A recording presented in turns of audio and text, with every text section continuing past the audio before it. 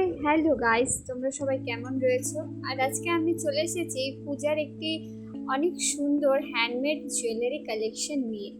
তো তোমরা সবাই জানিও যে এই জুয়েলারিটা তোমাদের কেমন লাগছে।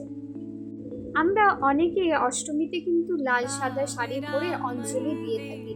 তাহলে ভাবুন তো, সেই সুন্দর একটি লাল সাদা শাড়ির সঙ্গে ম্যাচিং করে যদি একটি লাল সাদা রঙের হ্যান্ডমেড যদি একটি জুয়েলারি থাকে, তাহলে আপনার যে সৌন্দর্য বা আপনার যে সাজ কতটা ফুটে উঠবে।